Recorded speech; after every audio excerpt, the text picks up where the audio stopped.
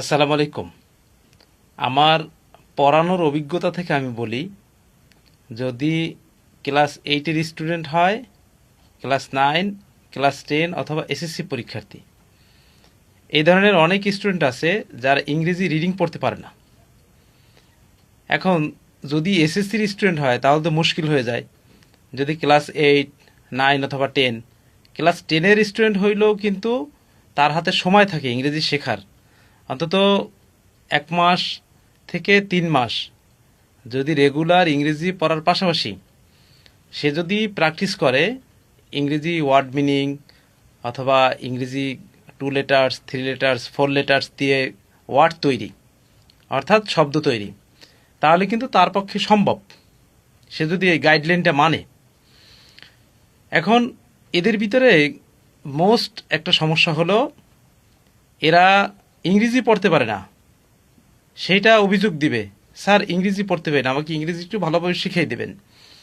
যখন ইংরেজি শেখার বেসিক লেভেল, আলফাবেট, লেটার তো বর্ণ, আর আলফাবেট বর্ণমালা, এ থেকে জেড পর্যন্ত প্রতিটা লেটারকে আলফাবেট বলে।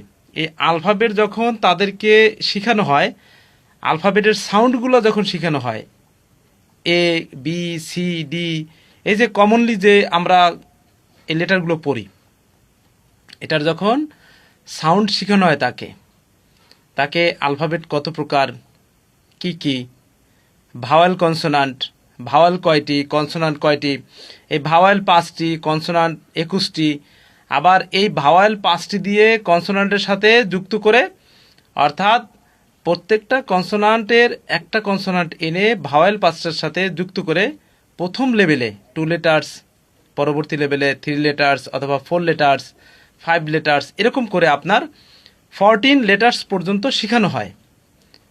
শেখানোর পরে সাথে সাথে কিন্তু সিলেবেলটা শেখানো হয়, মনোসিলেবেল, ডাইসিলেবেল, ট্রাইসিলেবেল, পলিসিলেবেল।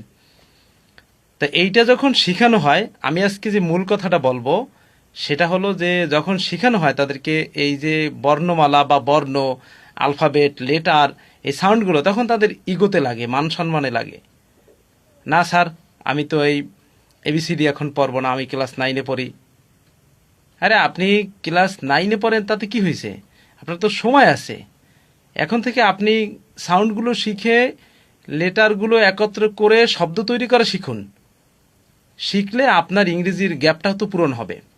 আপনি 8-এ পড়েন, আপনি এসএসসি পরীক্ষা দেবেন, ব্যর্থতা কার? আপনার না। আপনার ব্যর্থতা আপনারই সারতে হবে। এটা যদি আপনি না সারতে